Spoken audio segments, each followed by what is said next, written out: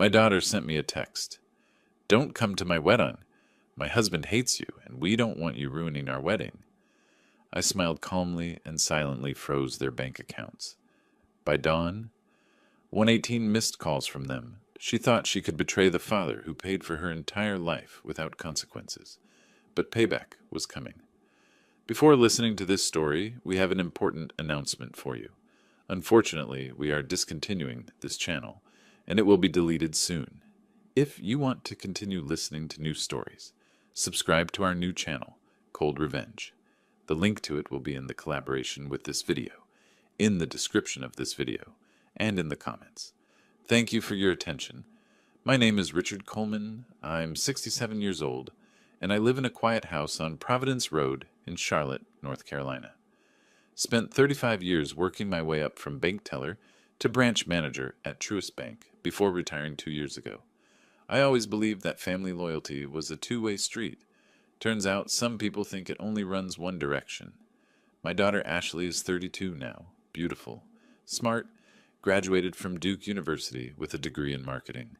I paid every penny of that education, $127,000 total. Never asked for a thank you, never held it over her head. That's what fathers do, right? After her mother, Julia, and I divorced 15 years ago, Julia moved to Florida to find herself, and Ashley stayed with me. We had a good relationship then. She'd come home from school, tell me about her day. We'd cook dinner together.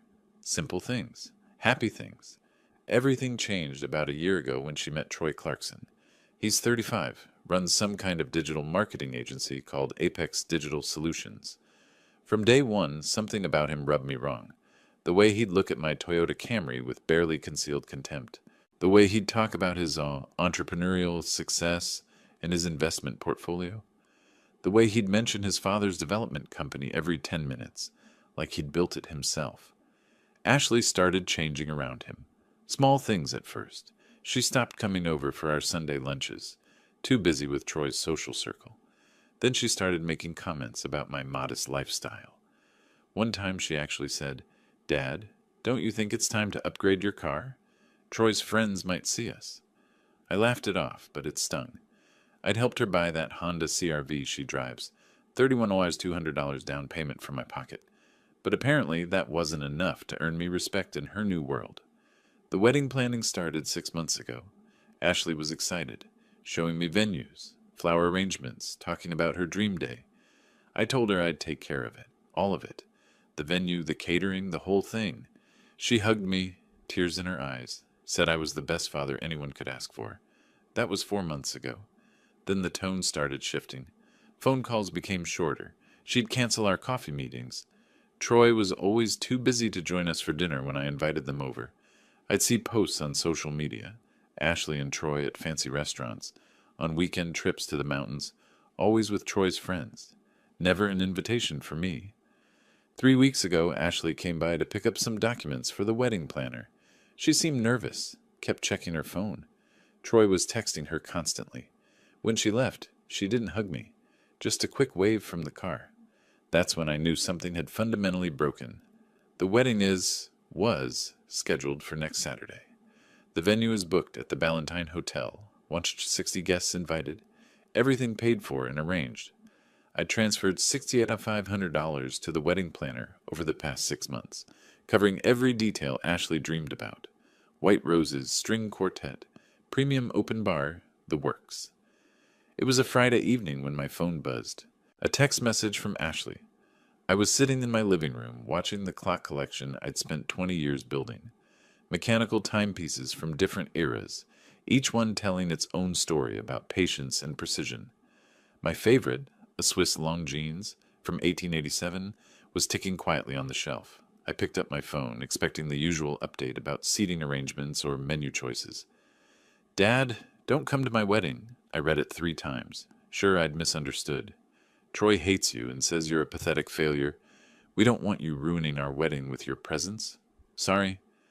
I sat there, phone in my hand, staring at those words. Pathetic failure. From my own daughter. The daughter I'd raised alone for 15 years. The daughter whose college tuition I'd paid in full. The daughter whose first apartment I'd helped buy, $45,000 down payment. The daughter whose wedding I'd fully funded. Something strange happened then. Instead of anger or hurt, I felt something else. Something cold and clear, like a calculation clicking into place. I thought about those trust accounts I'd set up for Ashley when she was 18. Revocable living trusts, structured perfectly by my lawyer, Mark Davidson. Ashley had access to the money, could use the cards, but technically, until she turned 35, I maintained control as the trustee.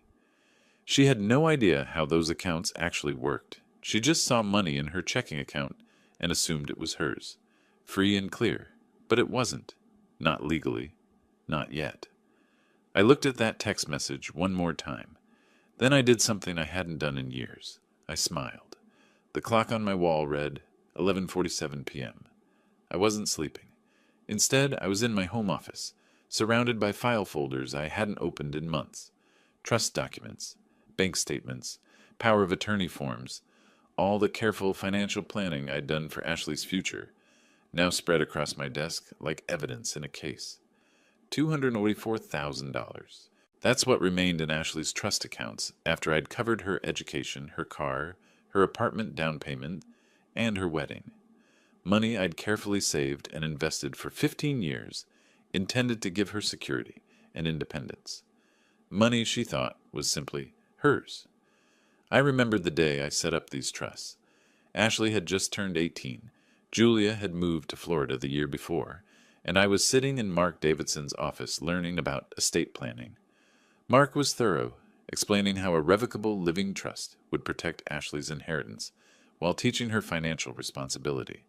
Set the age at 35, he'd advised, old enough to be mature, young enough to enjoy it. I'd agreed, signed all the documents, never told Ashley the full details because I didn't want her to feel controlled. I just gave her access to the cards and told her to be responsible. She never asked questions. Why would she? Money appeared when she needed it. That was enough. Now I pulled up the trust documents on my computer. Every word suddenly felt significant. The trustee shall have full discretion to manage and distribute trust assets. That was me, the trustee.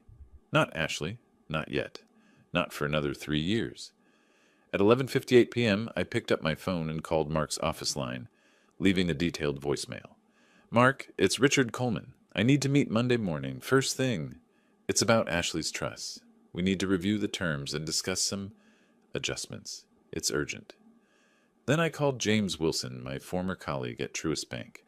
James now worked in account operations. We'd started as tellers together back in 1988, climbed the ladder at roughly the same pace, maintained a friendship built on mutual respect. At midnight, his phone rang 4 times before he answered. Groggy. Richard, it's midnight. Everything okay? James, I need a favor. Remember those trust accounts under my name? The ones for my daughter? Yeah, the Coleman family trust accounts. What about them? I need them frozen. Technical review. 72 hours. Can you process that tonight? There was a pause. James knew me well enough not to ask too many questions. You're sure about this? Completely sure. Consider it done. I'll put the hold in the system right now. They'll be frozen by morning. Thanks, James. I owe you one. You owe me an explanation eventually, but yeah, we're good. I hung up and sat back in my chair. The house was completely silent except for the ticking of my watches, each one marking time with mechanical precision. No emotions, no second guessing, just steady, reliable movement forward. I thought about Ashley as a little girl, 7 years old, gap-toothed smile, running to hug me when I came home from work. We'd make pancakes on Saturday mornings, shaped like Mickey Mouse because that made her laugh. She'd tell me about school, about her friends, about the boy who pulled her hair on the playground. I taught her to stand up for herself, to value herself. Where had that girl gone? I remembered her high school graduation. She'd given a speech about resilience and family support. She'd looked right at me in the audience and said, "My dad taught me that integrity matters more than appearances." The whole auditorium applauded. I'd felt so proud. 4 years later, when she graduated from Duke, I drove up for the ceremony. She introduced me to her friends, showed me around campus. We had dinner at her favorite restaurant. She told me she was thinking about moving back to Charlotte, maybe finding a marketing job here. "I want to be close to you, Dad," she'd said. "You're my rock." When did rock become pathetic failure? The change was gradual, then sudden. Troy entered her life like a storm system, bringing new values, new priorities. Suddenly, my middle-class life wasn't impressive enough. My steady career wasn't entrepreneurial enough. My reliability wasn't exciting enough. I pulled up Ashley's social media on my laptop. Photo after photo of her and Troy at expensive restaurants, luxury hotels, weekend getaways, designer clothes, high-end cocktails, the life of Instagram success. All of it funded by the trust accounts I'd created. Money I'd earned through 35 years of showing up every day, managing customer accounts, making sound financial decisions. But I was the failure. Right. The sky was starting to lighten outside my window. Dawn comes early in May. I made myself a cup of coffee and sat at my kitchen table with my laptop open. At exactly 4:30 a.m., I logged into the bank's trustee portal and confirmed the account freeze. Every card linked to those accounts would decline by sunrise. Every automatic payment would bounce. Every ATM withdrawal would fail. Ashley had gotten comfortable in her comfortable life. Time to show her what happened when comfort disappeared. I finished my coffee, closed my laptop, and went to bed. Slept better than I had in months. When I woke up at 7:34 a.m., my phone screen was glowing like a Christmas tree. 43 missed calls from Ashley. 38 from a number I didn't recognize, probably Troy. 27 from various other numbers. 10 text messages, each more panicked than the last. "Dad, what did you do?" "Dad, our cards aren't working." "Dad, answer your phone." "This isn't funny, we need that money for the wedding." "Dad, please, I'm begging you." I read each message slowly, sipping my morning coffee. Then I turned my phone to silent and went to make breakfast. Scrambled eggs, toast, orange juice. Took my time. Enjoyed every bite. Outside my kitchen window, the morning sun was bright and clear. Perfect weather for a Saturday. Perfect weather for people to learn valuable lessons about respect, gratitude, and consequences. I smiled again, that same cold smile from last night. The game had just begun, and unlike Ashley, I actually understood the rules. By midday, my phone showed 118 missed calls. 118. I'd counted them while watering my orchids on the back porch, taking my time with each plant. The Saturday morning air was warm, carrying the scent of magnolias from my neighbor's yard. Perfect day for gardening. Perfect day for watching consequences unfold. I made myself a proper lunch, grilled chicken sandwich, chips, iced tea, and ate it at the kitchen table while reading the Charlotte Observer. The Hornets had lost again. Real estate prices were climbing in Myers Park. Life continued as normal for everyone except Ashley and Troy. My phone buzzed constantly on the counter, face down. I ignored it. There's a particular satisfaction in choosing silence when others are screaming for your attention. Each ignored call was a small lesson in respect, or rather, the absence of it. At 2:20 p.m., my doorbell rang, then rang again. Then someone started pounding on the door. I took my time getting up, walking through the living room where my watch collection ticked peacefully on their display shelves. Through the window, I could see Ashley's Honda CR-V, the one I'd helped her buy, parked crooked in my driveway, one wheel on the lawn. When I opened the door, the scene was almost comical. Ashley's face was blotchy from crying. Mascara streaked down her cheeks. Her hair, usually perfectly styled, looked like she'd been running her hands through it for hours. Troy stood behind her, his face an alarming shade of red, veins visible on his neck. He was wearing an expensive-looking polo shirt and designer jeans, probably charged to one of those maxed-out credit cards I didn't know about yet. "Dad!" Ashley pushed past me into the house. "What did you do? Our cards aren't working. None of them." Troy followed her in without being invited. "Mr. Coleman, I don't know what kind of game you're playing, but this is ridiculous. We have a wedding to pay for. Do you understand that? A wedding." I closed the door slowly and turned to face them. "Would either of you like something to drink? I have iced tea. Water." "We don't want iced tea," Troy's voice cracked. "We want to know why our bank accounts are frozen." "Your bank accounts?" I walked to the kitchen and poured myself more tea. Let them follow me. Let them wait. "Troy, I'm curious. Which accounts are you referring to?" Ashley was pacing my kitchen floor, her heels clicking frantically. Dad, please. The hotel needs the final payment today. $22,400. The caterer needs their deposit. The florist called this morning.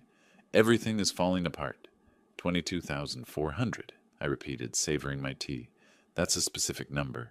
Yes, she practically shouted. The final balloon payment for the venue.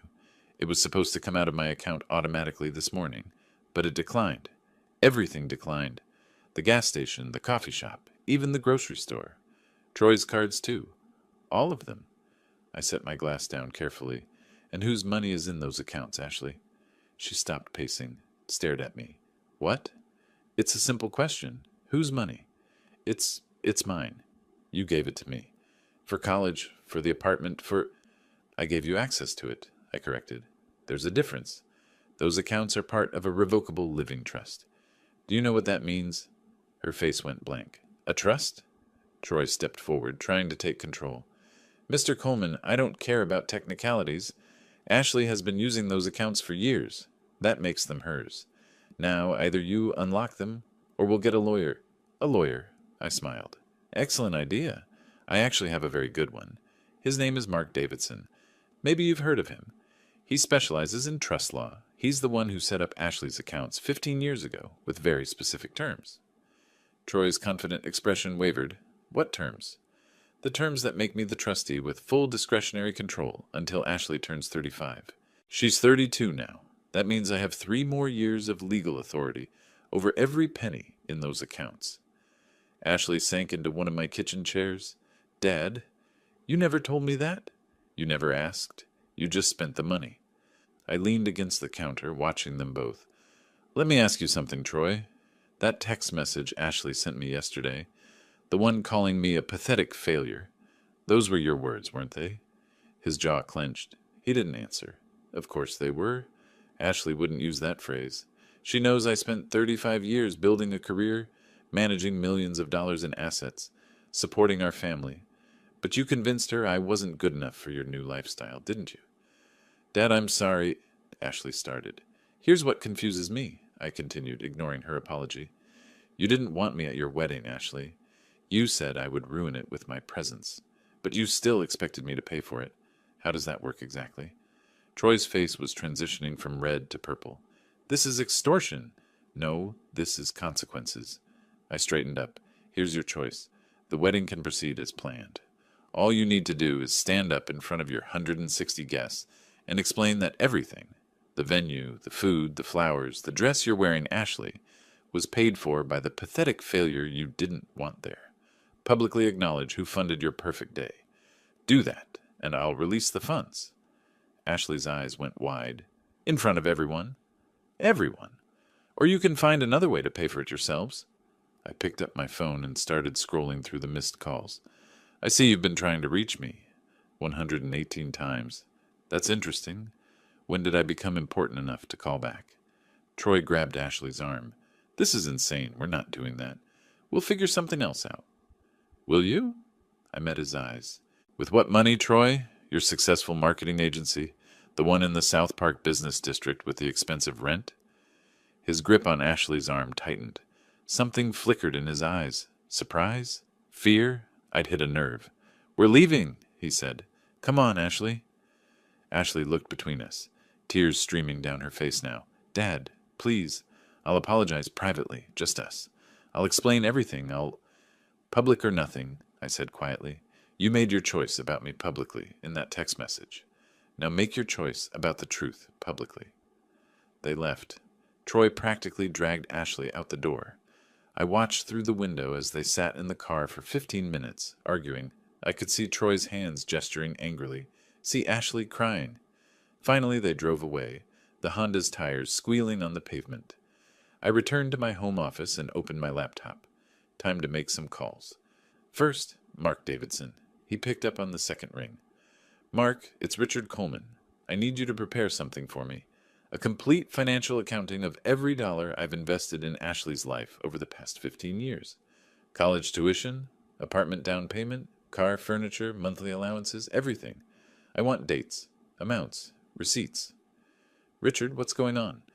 Let's call it a teaching moment. Can you have it ready by Monday? I'll have it Monday morning. Anything else? Yes. I want to formally restructure the trust terms. From now on, any distribution to Ashley requires my written approval. No more automatic access. There was a pause. That's your right as trustee. I'll draft the amendment.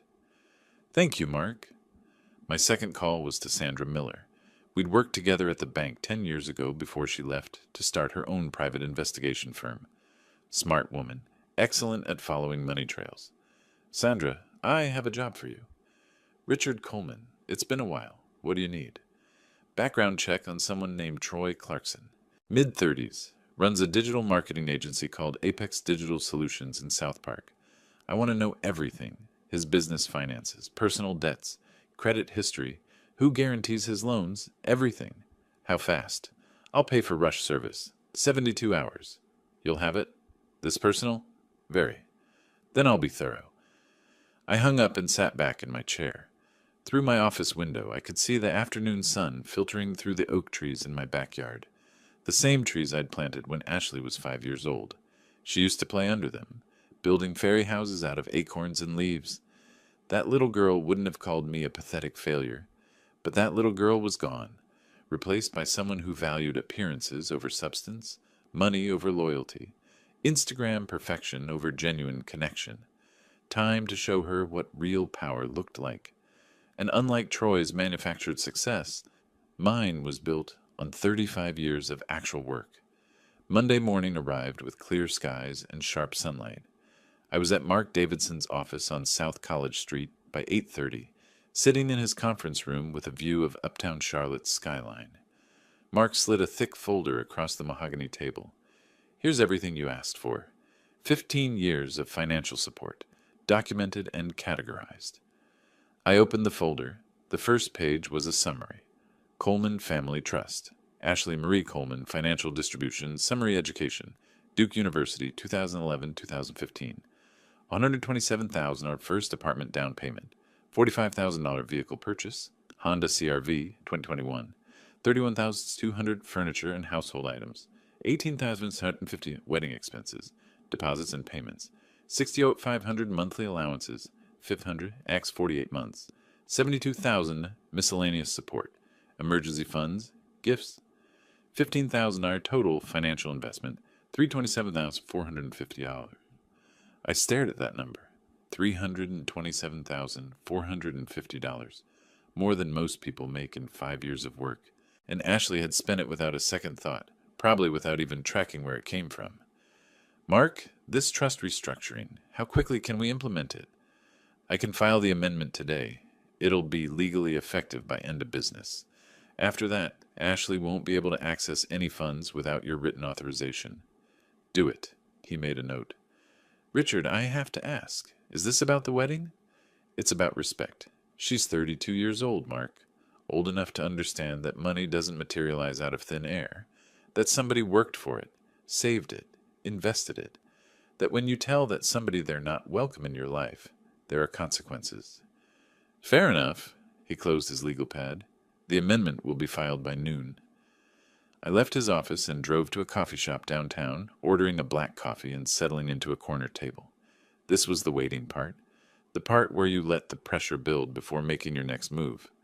My phone rang at 11. Ashley.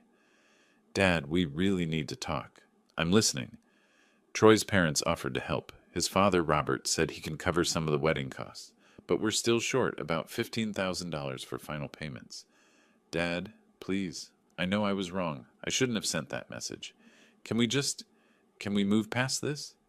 Move past this. As if 15 years of financial support could be erased by a casual apology over the phone. Ashley, here's what I want you to understand. I'm not angry. I'm disappointed. There's a difference. Anger is hot and temporary. Disappointment is cold and permanent. You chose to side with a man who called me a failure rather than defending the father who gave you everything. I know. I'm sorry. Troy said, what Troy said doesn't matter. What matters is that you agreed with him. You believed him. So now you're going to learn something about value. Real value, not the Instagram version. What does that mean? It means the accounts stay frozen. It means you figure out this wedding on your own. and it means you start understanding that respect isn't optional. I hung up before she could respond. That afternoon, I went home and did something I rarely do. I played chess online, found a worthy opponent rated about 1900, spent 2 hours in a complex middle game that eventually led to my victory through patient positional play. Chess teaches you that rushed decisions lead to defeat. You wait, you observe, you calculate, and then you strike at the exact right moment. Wednesday morning, Sandra Miller called. "Richard, you're not going to believe what I found." "Try me." Troy Clarkson is drowning. His company, Apex Digital Solutions, revenue of about $220,000 last year, but expenses of $407,000. He's got a business loan of $187,000 at 9% interest that he's missing payments on. 3 personal credit cards maxed out at $67,300 total. And here's the interesting part. He got a $95,000 credit line 6 months ago to keep the business afloat. Who guaranteed it? His father. Robert Clarkson, the developer. Personal guarantee, full liability. I smiled. What else?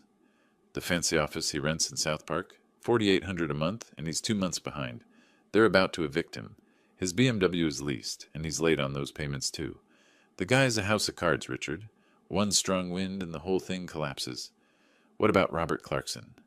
Now that's interesting. Legitimate businessman, built his development company from nothing. Worth about $8 million, mostly tied up in properties and ongoing projects. He's been bailing Troy out for years, but I'm seeing signs he's getting tired of it. Recent court filing shows he refused to guarantee another loan for Troy last month. Can you dig deeper into Robert? Current projects, loan applications, business vulnerabilities? I can, but that'll take another few days. You want the deep dive? Whatever it costs. You got it? Thursday morning, my phone buzzed with a text from Ashley. "Dad, please. We found money from Troy's parents, but we're still short $15,000 for final payments. I'm begging you." I was wrong. I'm sorry. I typed back, "Apology accepted. But money stays frozen. Learn to value what you had." 3 dots appeared, disappeared, appeared again. Then, "I hate you." I set the phone down. There it was, the truth beneath all the apologies. She didn't regret what she'd said. She only regretted the consequences. That evening I sat in my study with a glass of scotch, Macallan 18, a rare indulgence, and looked at the information spread across my desk. Ashley's financial history, Troy's debt profile, the wedding venue contract, trust documents, bank statements, pieces of a puzzle, slowly forming a picture. Troy wasn't just using Ashley. He was desperate. His business was failing, his lifestyle was unsustainable, and he'd seen my daughter as a lifeline. A woman with money in the bank, a father who'd always provided, a comfortable future without having to actually build anything himself. And Ashley, wanting so badly to be part of Troy's world, had given him access to everything. Probably told him it was their money, their savings, never realizing that every dollar came from her father's careful planning. The wedding was Saturday, 4 days away. They'd be scrambling now, probably fighting, definitely stressed. Troy would be showing his true colors under pressure. Ashley would be seeing the man she'd actually married instead of the image he projected. Good. Let her see. My phone rang again. Unknown number. "Mr. Coleman, this is Robert Clarkson, Troy's father. I don't believe we've met, but our children are getting married in a few days. I was hoping we could talk." Well, this was unexpected. "Mr. Clarkson, what can I do for you?" "Call me Robert. Listen, I'm not sure what's happening with Ashley's bank accounts, but Troy mentioned there's been some kind of freeze. My wife and I have covered what we can, but there are still outstanding payments for the wedding. I thought perhaps we could meet, work this out like reasonable adults." Reasonable adults. Interesting phrase from a man whose son had called me a pathetic failure. "Are you free Friday afternoon?" I asked. "Say, 3 o'clock? There's a coffee shop downtown. Emily's on Tryon Street." "I'll be there. Thank you, Mr. Coleman." Richard is fine. After I hung up, I poured another finger of scotch and walked to my window.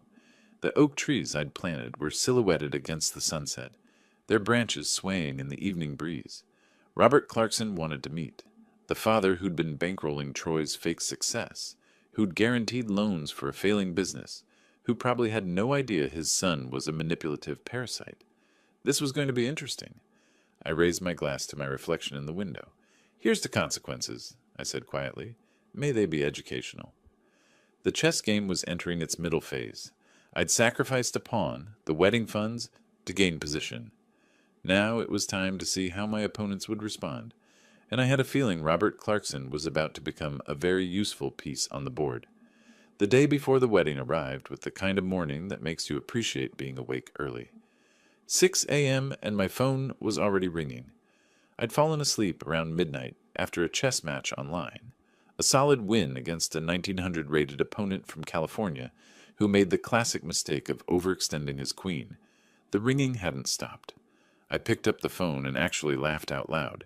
73 missed calls overnight, added to the previous total. That made over 200 desperate attempts to reach me in the past week. 47 text messages, 12 voicemails. I made coffee, French press, the good beans from that roaster on Park Road, and settled into my favorite chair to listen to the messages while watching the sunrise through my kitchen window. Ashley's messages first. 28 calls. Her voice progressed from panicked to angry to desperate, to broken across the dozen voicemails she'd left. "Dad, please pick up." "Dad, this isn't funny anymore." "Dad, I'm begging you." The last one, left at 3 a.m., was just crying. No words, just tears. Troy's messages were different, entitled anger giving way to barely controlled fury. "You can't do this. This is illegal. My father's going to handle this." Interesting that he kept mentioning his father. Then there were the others. Ashley's mother, Julia, my ex-wife, called 8 times from Florida. Apparently Ashley had finally broken down and called her. The hotel manager called 3 times about payment issues. The wedding coordinator called twice. Various vendors all panicking about money. But the most interesting voicemail was from someone I'd never spoken to before. "Mr. Coleman, this is Robert Clarkson, Troy's father. We haven't met, but our children are getting married tomorrow. It seems there's been some financial confusion. I've covered some of the wedding expenses, but there are still outstanding issues. Perhaps we could meet and resolve this like adults. Troy mentioned you've blocked Ashley's accounts. I'm sure this is just a misunderstanding that we can work through."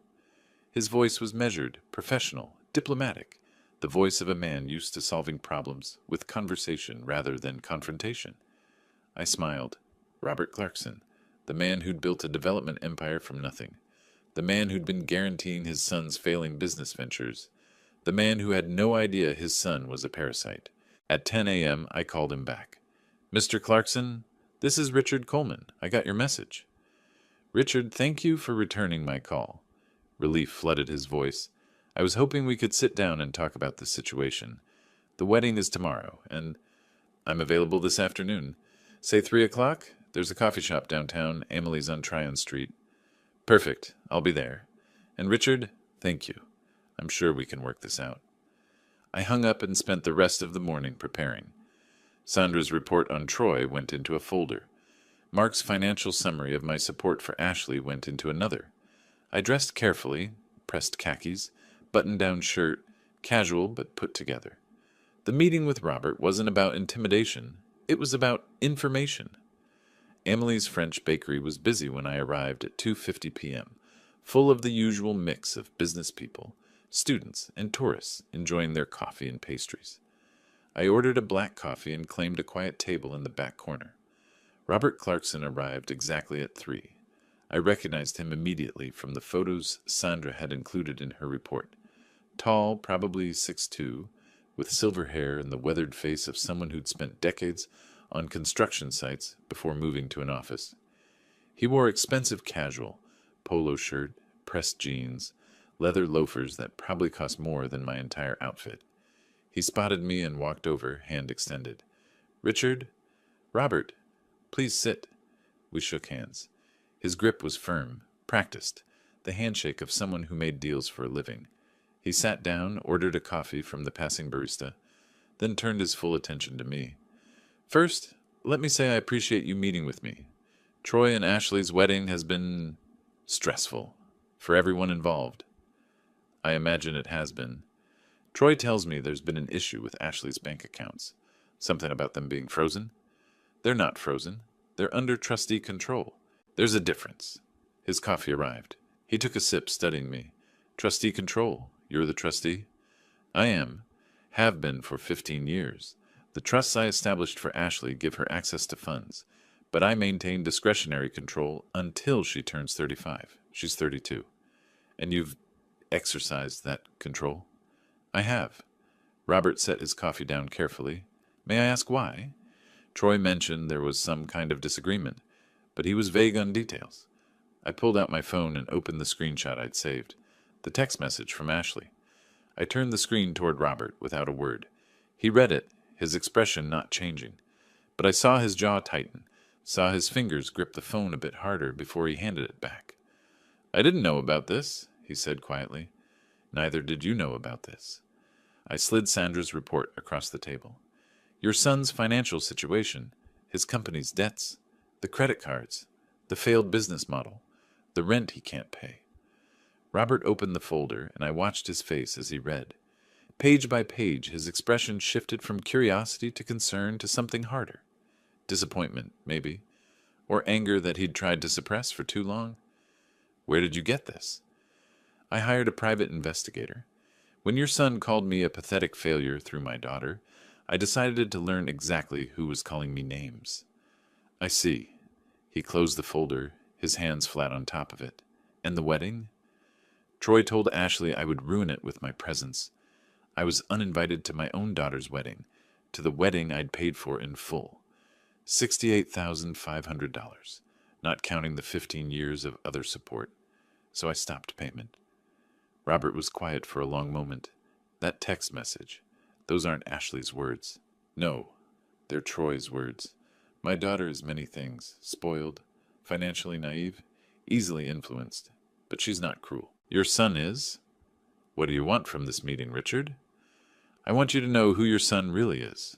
Not the entrepreneurial success story he pretends to be. Not the self-made businessman. The truth. He saw my daughter as a bank account with benefits. He's been draining her funds for months. $47,200 that she thought were investments for their future. Robert's face had gone pale. How long have you known about Troy's situation? I found out this week, but I suspect you've known for years. He didn't deny it. Just sat there, looking older than he had when he walked in. I kept hoping marriage would mature him, that having a wife, building a life, would force him to grow up. Marriage doesn't fix people, Robert. It just locks you to them. What happens now? The wedding is tomorrow. The venue is paid for. I covered it. The guests are coming. Ashley's dress, the flowers, the food. I've handled all of it. $73,000. I nodded slowly. You're a good father. Better than Troy deserves, frankly. He's my son, and Ashley is my daughter, which is why I'm going to tell you something important. I leaned forward. The wedding will happen tomorrow. I won't stop it. You've already paid for everything, and canceling now would hurt Ashley more than Troy. But I'm coming to that wedding, Robert, and I want everyone there to see who I really am, who you really are. Not the pathetic failure Troy described, the man who spent 35 years building a career in banking, the man who managed an $847 million portfolio, the man who could have an opinion on, say, a $3.2 million development loan application. Robert's eyes widened, just slightly, but I caught it. You know, I continued, Charlotte's not that big of a town, not in banking circles. I'm sure your name will come across my desk eventually. Consultant work keeps me connected. He understood. Not a threat. I'd recuse myself from any actual involvement in his business. But a reminder that the world was smaller than Troy thought, and that the failure his son had dismissed actually had influence his son could never dream of. I'll be at that wedding tomorrow, I said, and Troy will learn a very important lesson about assumptions. Robert stood up slowly, extending his hand again. I'll see you tomorrow, Richard, and thank you for being honest with me. We shook hands. He left, carrying Sandra's report with him. I finished my coffee slowly, watching the afternoon crowd filter through the bakery. Tomorrow was going to be interesting. Very interesting indeed. My phone buzzed. A text from Ashley. Dad, please, just please. I typed back. See you at the wedding. Let them wonder what that meant. The Ballantine Hotel and Lodge sits on 500 acres south of Charlotte. all manicured lawns and old money elegance. I'd driven past it hundreds of times, but never actually attended an event there. Too expensive for my taste, but perfect for people like Troy who needed to project success. I arrived at 2:30, half an hour before the ceremony. The parking lot was already full, luxury cars mostly, BMWs, Mercedes, a few Teslas. I parked my Camry between a Porsche and a Range Rover and smiled at the contrast. The main ballroom was stunning, I had to admit. High ceilings, crystal chandeliers, floor-to-ceiling windows overlooking a lake. White roses everywhere, on the tables, in tall vases flanking the altar, woven into garlands along the walls. A string quartet played something classical in the corner. 160 guests milled around, dressed in their finest, glasses of champagne already in hand. I'd worn my best suit, navy blue, perfectly tailored, Italian leather shoes I'd bought for my retirement party. I looked good, distinguished, exactly like someone who'd spent decades in banking should look. The moment I walked in, the atmosphere changed. Not dramatically, but I felt it. Conversations paused mid-sentence. Heads turned. Ashley's friends, Troy's business associates, relatives I'd met at various family gatherings. They all recognized me, the father who wasn't supposed to be here. Ashley saw me from across the room. She was standing with her bridesmaids near a side door, probably heading to the bridal suite for final preparations. Our eyes met. She went pale. Actually pale, like someone had drained the blood from her face in an instant. Her hand, holding a bouquet of white roses, started trembling. One of her bridesmaids touched her arm, concerned, but Ashley just stared at me. I gave her a slight nod, not friendly, not hostile, just acknowledgement. She disappeared through the side door in a hurry, her bridesmaids fluttering after her like confused birds. Troy was harder to find, but then I saw him near the front, talking to someone in an expensive-looking tuxedo. Even from across the room, I could see the Armani label. He was laughing, gesturing broadly, playing the role of confident groom. He hadn't seen me yet. "Richard," I turned. Robert Clarkson stood beside me, also in a well-cut suit. His wife Patricia was with him. I recognized her from Sandra's report photos. She was elegant, probably mid-50s, with that polished look that comes from regular salon visits and personal trainers. "Robert," Patricia. I shook her hand. Patricia's smile was uncertain. "Mr. Coleman, it's nice to finally meet you." "Likewise," Robert's voice was low. "Troy doesn't know you're here yet. I thought it best not to warn him." "Probably wise. I spoke with him last night about his financial situation. It didn't go well." "I imagine not." The wedding coordinator appeared, a stressed-looking woman in her 40s with a headset and clipboard. "Everyone, please take your seats. The ceremony will begin in 5 minutes." The guests began filing into rows of white chairs, arranged in front of the flower-covered altar. I waited, letting others go first. Robert touched my arm. "Richard, whatever happens today, thank you for showing me the truth about my son." I watched as he and Patricia walked to the front row. Then I found a seat in the back, not the father of the bride's seat in the front row that should have been mine. The back row, where I could see everything and everyone. The string quartet shifted to the wedding march. The bridesmaids processed down the aisle in their pale pink dresses. Then came Ashley. She looked beautiful. The wedding dress, $8,400 according to the invoice I'd seen, was stunning. Lace and silk, classic and elegant. Her hair was perfect, her makeup flawless. She looked like every bride's dream of herself, except her hands were shaking so badly the bouquet quivered with each step. Her eyes were red-rimmed, like she'd been crying. When she reached the altar and turned to face Troy, I could see her chest rising and falling with rapid, panicked breaths. Troy, on the other hand, looked like he wanted to vomit. He'd seen me now. Probably the moment I stood up when Ashley entered. His face had gone through an impressive range of colors, normal to red to pale to a kind of grayish white. His smile was frozen, artificial, like someone had stuck it on his face with glue. His eyes kept darting to me in the back row, then to his father in the front, then to Ashley, then back to me. The officiant began the ceremony. I stopped listening to the words. I was too busy watching the body language. Ashley's voice shook when she said her vows. She stumbled over words, had to repeat a line twice. Troy's hands were gripping hers so hard his knuckles were white. Several guests shifted uncomfortably. This was not the joyful ceremony anyone had envisioned. When the officiant said, "You may kiss the bride," Troy pecked Ashley's lips so quickly it was barely contact. Then they turned to face the guests, supposedly the happy couple, and I saw Ashley's eyes find mine. The look on her face was pure misery. The reception was even better. Dinner was served, some kind of fancy chicken dish that probably cost $40 a plate. The champagne flowed. The string quartet gave way to a DJ playing tasteful dinner music. Robert Clarkson stood to give his toast. The room quieted. "Friends and family," he began, raising his glass. "Today we celebrate the marriage of my son Troy and his beautiful bride Ashley. It's a day of joy, of new beginnings, of two families coming together." He paused, and I saw his eyes find me in the crowd. "It's also a day to acknowledge those who helped make this moment possible." Ashley's father, Richard Coleman, has been a constant presence in her life. He paid for her education, helped her establish herself, always supported her dreams. "Richard," he turned fully toward me now, "you've raised a wonderful daughter. Your dedication to her over the years, it speaks to your character. Thank you for being here today." The room applauded, but I noticed some people looking confused, whispering to each other. Wasn't the father of the bride supposed to give a speech?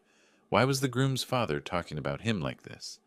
Troy's jaw was clenched so tight I thought his teeth might crack.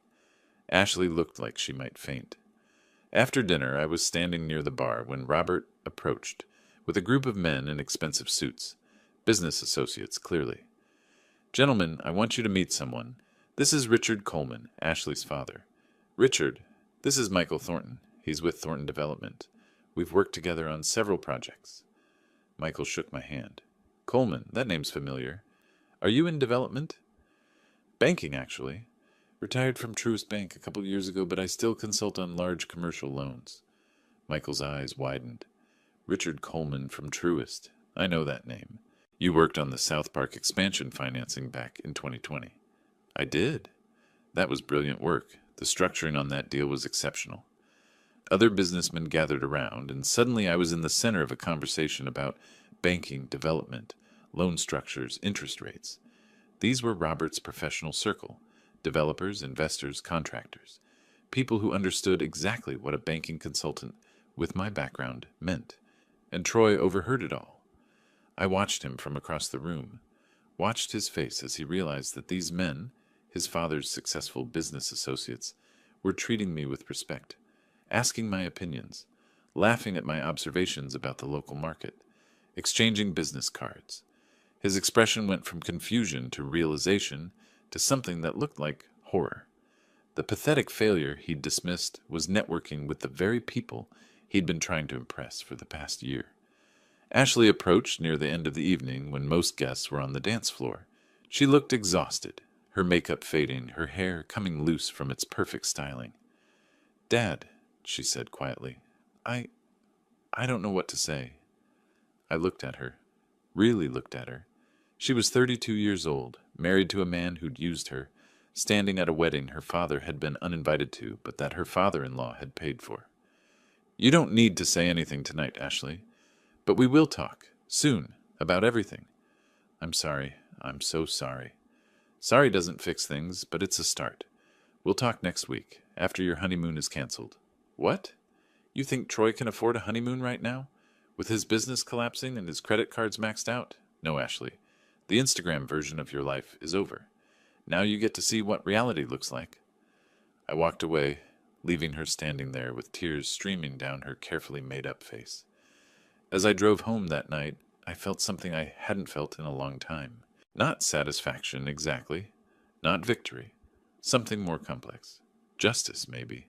Mathematical, precise, exactly calibrated justice. Troy had called me a failure. Now he knew exactly who I was. Ashley had chosen his version of success over my years of support. Now she'd learned the difference between appearance and substance. And me? I'd shown up to a wedding I wasn't wanted at and reminded everyone that respect isn't about Instagram followers or fancy offices. It's about what you build over decades of honest work. The chess game was far from over. But I'd just won a very important middle game exchange. The call came 2 days after the wedding. I was having my morning coffee, reading the financial section of the Charlotte Observer, when my phone rang. James Wilson, my former colleague at Truist Bank, now vice president of the commercial lending division. Richard, I need your input on something. What's up, James? We've got a loan application on my desk. Robert Clarkson, you know him, right? Development company, solid reputation. He's requesting $3.2 million for a new commercial complex in South Park. Standard stuff, but given the amount, I wanted to run it past you. You still consult on large commercial loans, and you know the local market better than anyone. I set down my coffee cup very carefully. The universe, it seemed, had a sense of irony worthy of a Greek playwright. Robert Clarkson, I said slowly. Yes, I know him. We just became family, actually. His son married my daughter this past weekend. There was a pause. That's quite the coincidence. Does that create a conflict of interest for you? It might. Let me think about this, James. When do you need a decision? Next week would be ideal. The project timeline is tight. I'll get back to you.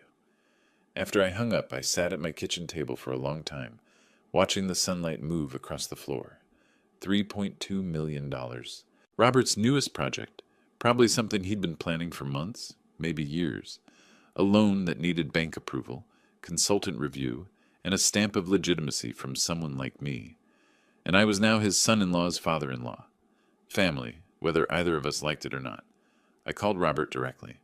We need to talk, not about Ashley and Troy, about your loan application.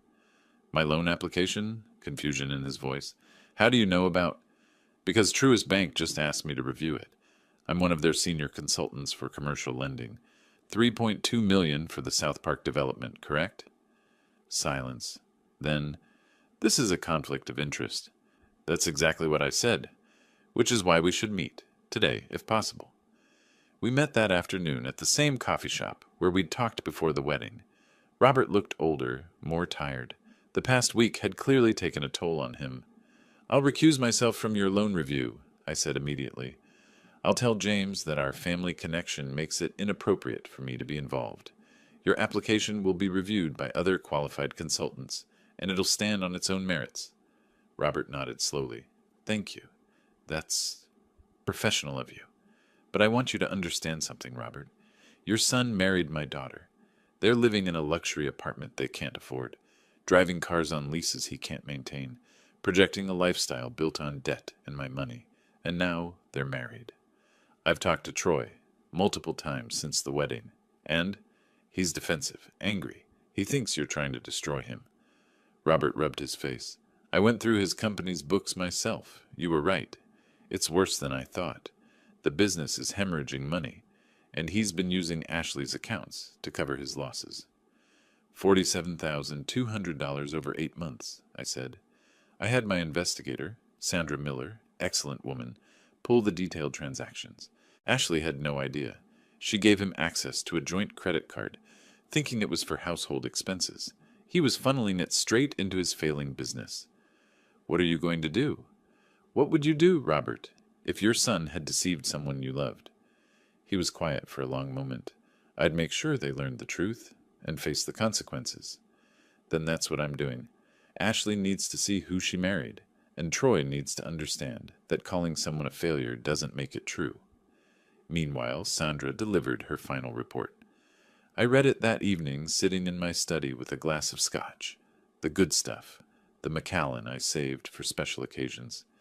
Troy had been systematically draining Ashley's accounts since they got engaged. Not all at once. Small amounts at first, 500 here, 800 there. Business expenses, he'd call them. Then larger sums as his company sank deeper. The $95,000 credit line his father had guaranteed was nearly maxed out. The 3 business credit cards were all 30 days past due. His office rent was 3 months behind now. The man was drowning, and he'd grabbed Ashley as a life raft. I called Ashley the next morning. We need to talk about Troy, about money, about what's really been happening. Dad, I don't want to hear another lecture. This isn't a lecture. This is information you need to see. Today. My house, 2 o'clock. She came alone. Troy, apparently, was dealing with business emergencies, probably creditors calling based on Sandra's report.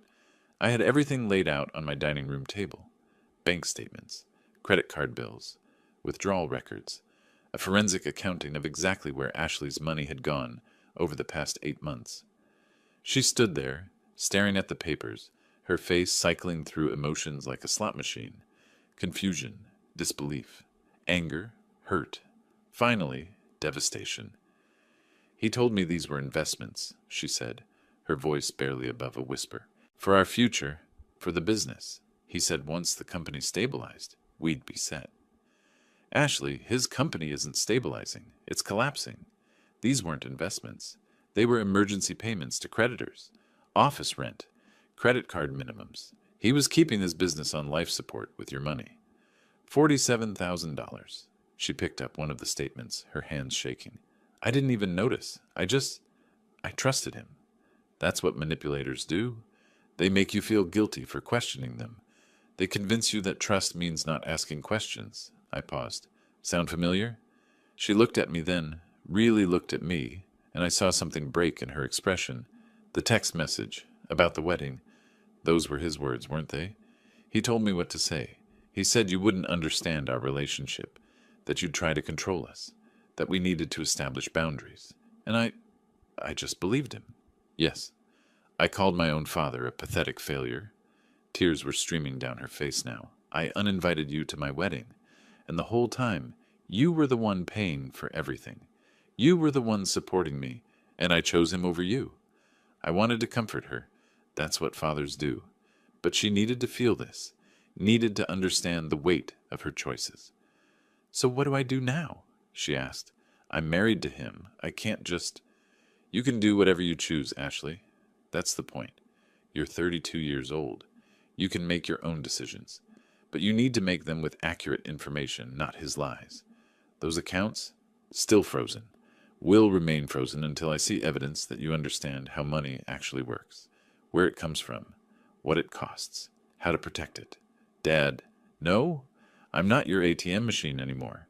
I'm not the backup plan when Troy's schemes fail. You want access to those funds? You learn financial literacy. You learn to budget. You learn to recognize manipulation. And you learn that respect isn't optional. It's earned and it's reciprocal." She left an hour later, carrying copies of all the financial documents. I watched her drive away in that Honda CR-V I'd helped her buy, and I wondered if she'd ever really understand what I'd been trying to teach her. But at least now she had the information. What she did with it was up to her. That night, I added a new piece to my watch collection, a 1920s Omega pocket watch I'd been eyeing for months. Paid for with money I'd earned, saved, invested wisely. Money that represented 35 years of showing up every day, making sound decisions, building something real. Not Instagram success. Real success. The kind that doesn't disappear when the likes stop coming. Troy's counterattack came 3 days later. I was in my backyard trimming the hedges when a courier arrived with legal papers. Official documents from Ramirez and Associates, attorneys at law. Troy was suing me for unlawful restraint of marital assets and financial coercion. The letter was aggressive, full of legal threats and 48-hour ultimatums. Release Ashley's trust funds immediately, or face civil action. The tone suggested Troy had found a lawyer as overconfident as he was. I called Mark Davidson, my attorney. He arrived within the hour, read the documents, and actually laughed. "Richard, this is the legal equivalent of a tantrum. Kyle Ramirez, I know him, young guy, thinks every case is a dramatic courtroom battle. He's way out of his depth here. Can they force me to release the funds? Not a chance. The trusts are ironclad. You're the designated trustee with full discretionary authority until Ashley turns 35. Every document is properly executed, notarized, filed with the appropriate authorities. I made sure of that 15 years ago. So we let them sue? We let them try. This'll get dismissed at preliminary hearing. Might even get Ramirez sanctioned for filing a frivolous lawsuit." Mark grinned. "Actually, this is perfect. Let Troy waste money on legal fees, while we demonstrate to a judge exactly how thoroughly you've structured these trusts." The hearing was scheduled for the following Monday at the Mecklenburg County Courthouse.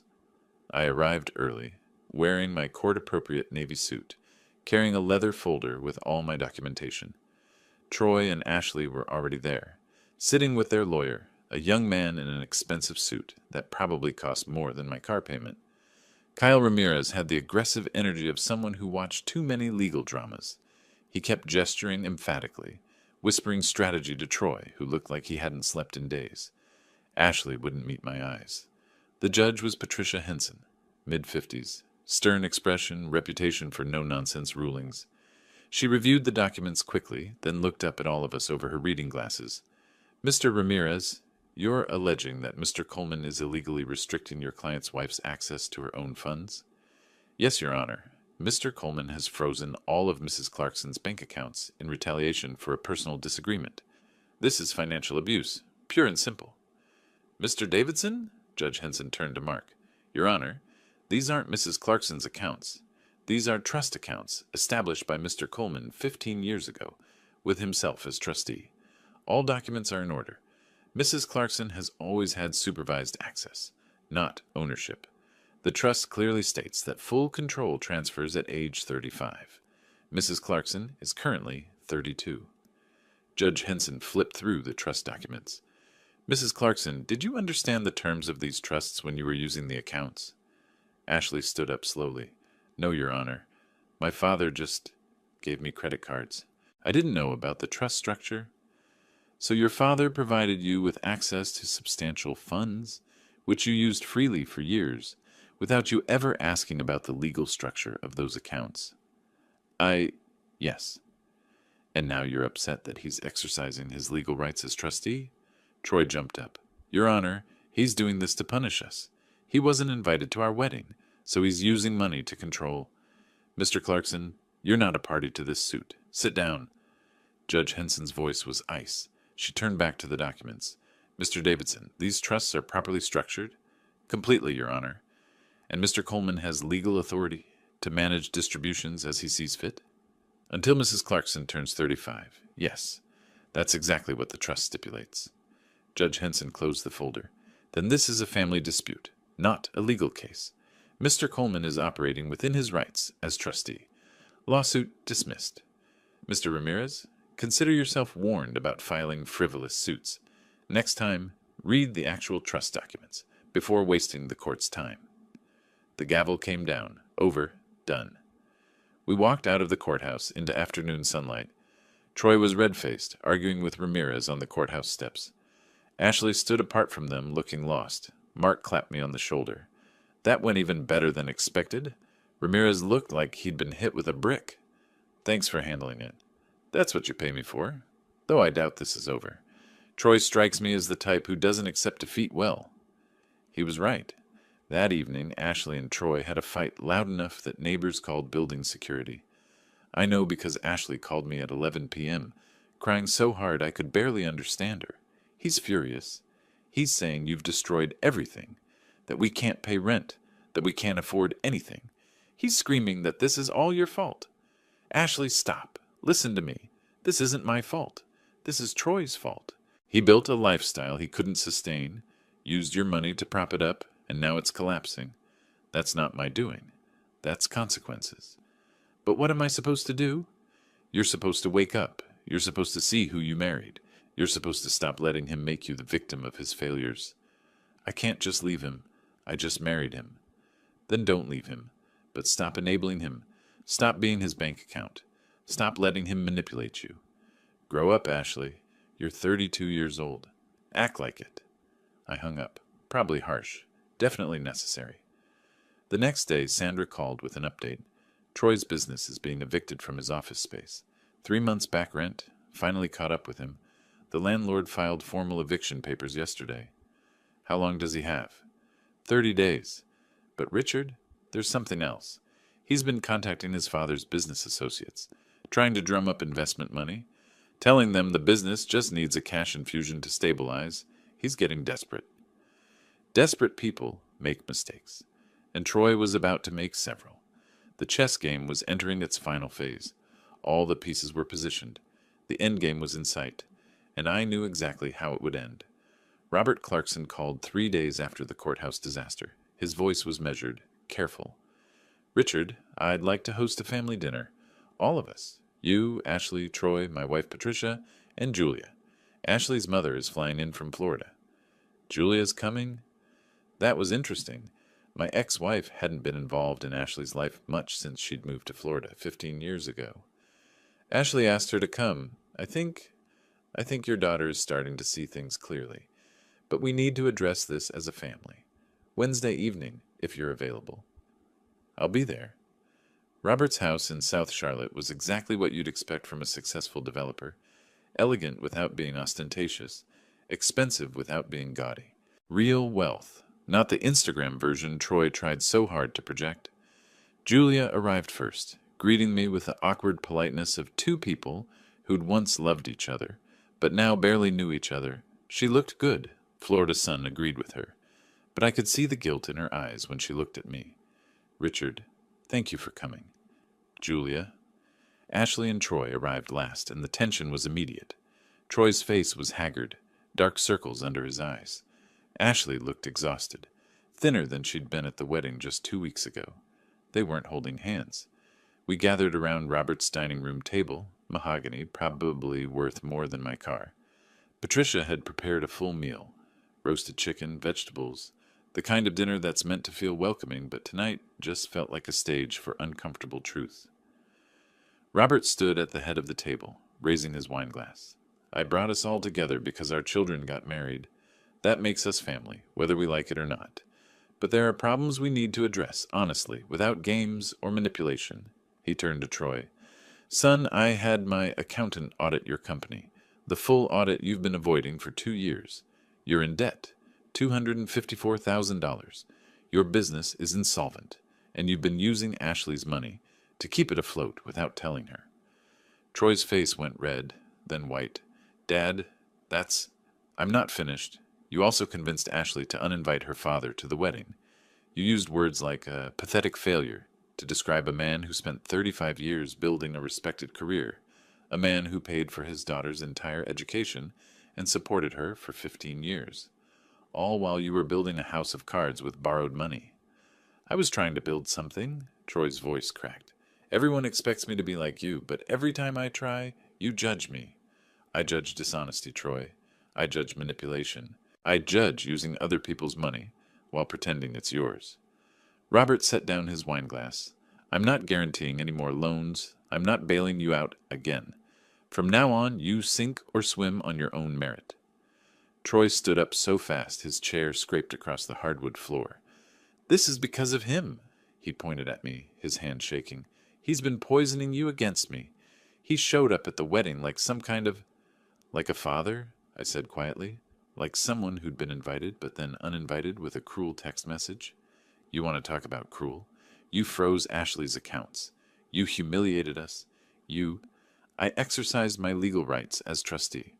Something you would have discovered if you'd bothered to ask Ashley about the financial structure of those accounts before you started spending her money." "Our money? She's my wife." "Money I earned, I saved, I invested, and I placed in trust for my daughter's future, not for your failing business, not for your BMW lease, not for your fake success story." Troy looked around the table wildly, searching for support. He found none. Patricia looked away. Robert's expression was granite. Julia was watching Ashley, not him. "Troyson," Robert's voice was heavy, "you need help. Professional help. Financial counseling, maybe therapy, and you need a real job, not this fantasy of being a startup entrepreneur when you have no capital and no viable business model." "A real job? Like working for you? Being your employee? Is that what you want? To humiliate me in front of everyone?" "I want you to be honest, to work, to earn, like Richard did, like I did, like every person who actually builds something real instead of an Instagram illusion." Silence fell over the table. Then Julia spoke for the first time, her voice soft but firm. "Richard was the better parent. I need to say that out loud, in front of everyone." She looked at Ashley. "I left when things got hard.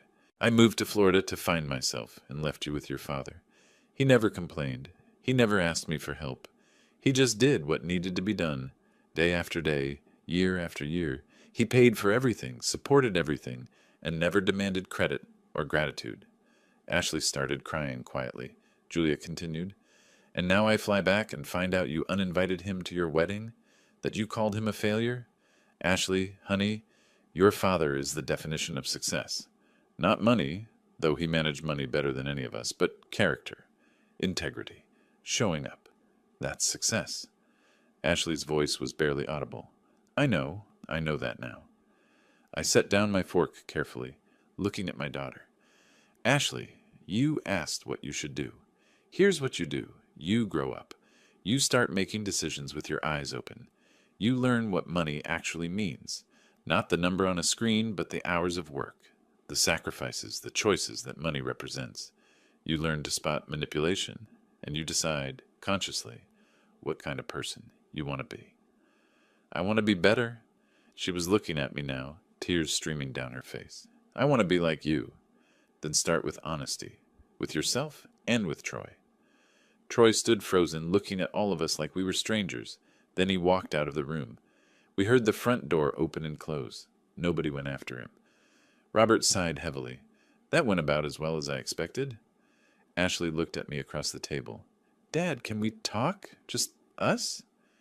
We stepped out onto Robert's back patio, overlooking a pool that reflected the evening sky like dark glass. "I was horrible to you," she said. "Not just the text message. For months before that.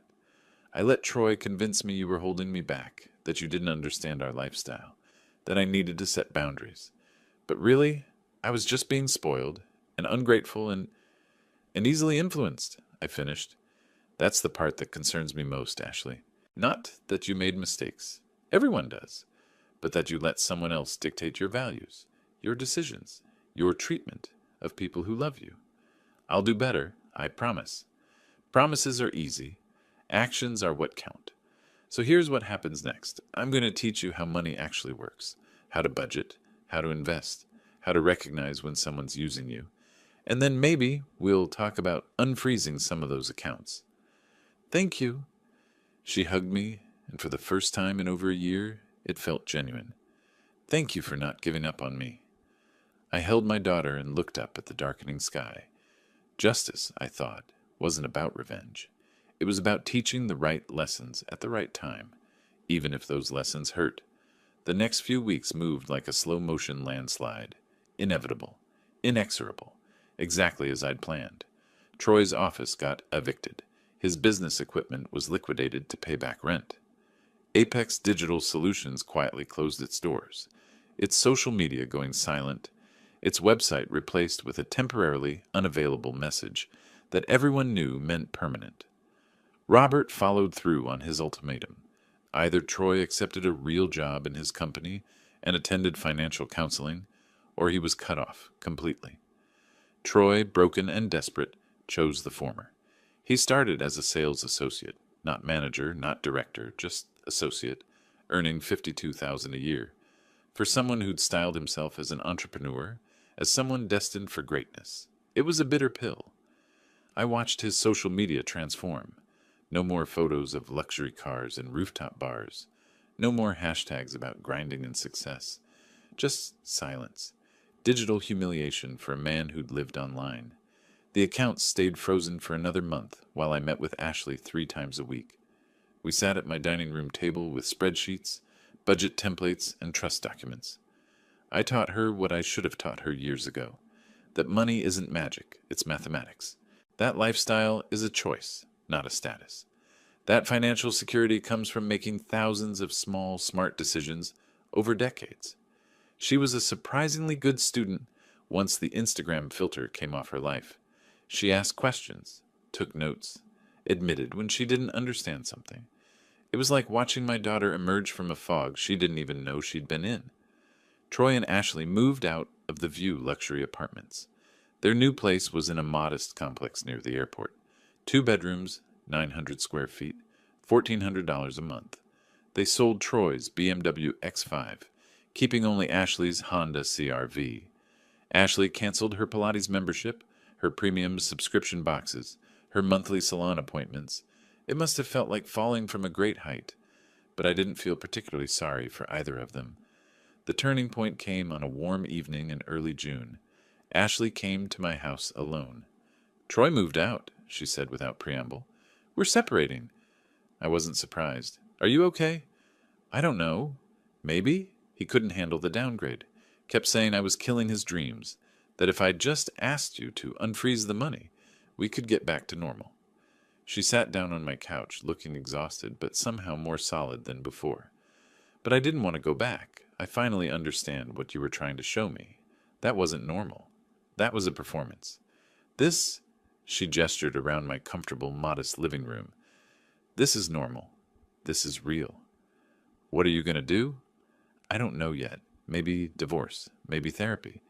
Maybe just time to figure out who I am without someone telling me who I should be." She looked at me. "But I want to keep learning. About money. About planning. About everything you've been teaching me." I pulled out the folder I'd prepared. "Then let's talk about your 3-year plan." We spent 2 hours going through it. At 35, 3 years from now, Ashley would inherit full control of $237,000, what remained after wedding costs and Troy's theft. But between now and then, she'd learn to manage a budget, to save, to invest small amounts, to track spending. I'd partially unfreeze her accounts, giving her $2,000 a month, enough to live modestly, but not enough to fall back into old patterns. "And if I do this right?" she asked. "If you do this right, by the time you're 35, you'll understand exactly what that money represents. You'll know how to make it grow, how to protect it, how to use it wisely, and you'll never let anyone manipulate you with money again." She signed the revised trust documents without hesitation. After she left, I sat on my back porch with a glass of scotch, the good stuff, Macallan 18, because some moments deserve celebrating. The June evening was perfect, warm without being hot, and the oak trees I'd planted when Ashley was 5 were swaying gently in the breeze. My phone buzzed, a text from Ashley. "Dad, Troy and I are enrolling in a financial literacy course together. It starts Monday. He needs it more than I do, but we both need it. Thank you for everything," I replied. "Proud of you, Ashley." And I was. Not because she was fixing her marriage. Honestly, I thought that ship had sailed. But because she was finally growing up, finally taking responsibility, finally understanding that respect and gratitude aren't optional extras in life. They're the foundation. I thought about that text message from a month ago. "You're a pathetic failure." Troy's words, but Ashley's finger that pressed send. Justice, I'd learned, wasn't about making people suffer. It was about making sure actions had consequences, about teaching lessons, about not letting betrayal slide just because it came from someone you loved. The evening air carried the scent of honeysuckle from my neighbor's yard. My watch collection sat on its shelf inside, 43 mechanical timepieces, each one representing patience, precision, the value of things that last.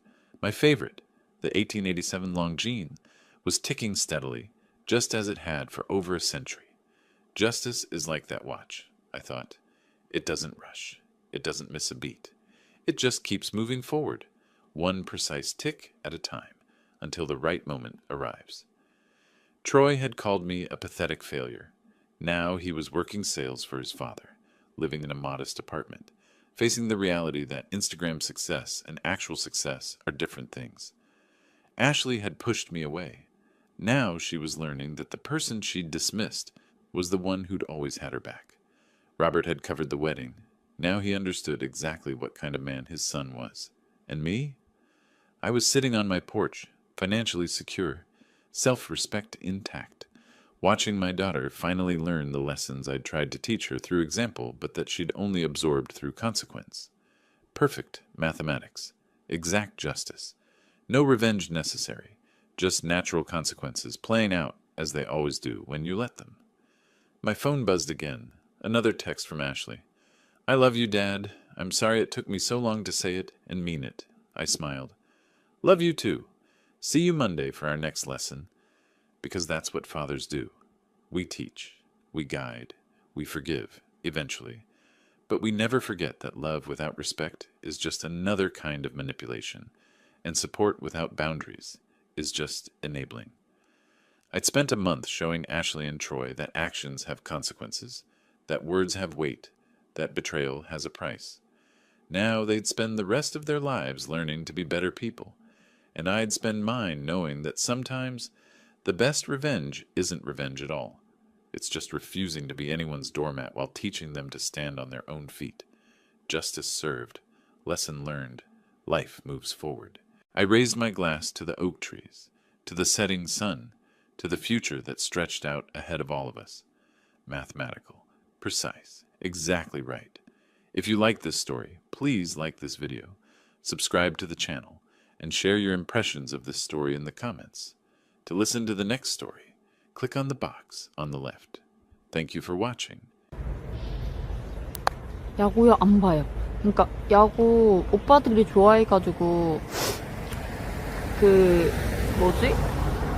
옛날에 조금씩 네 집 어딘데 동은아?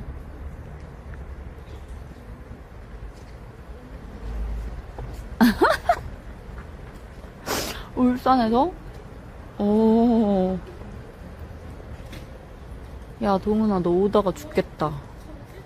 와우, 차 터지는 거 아니야?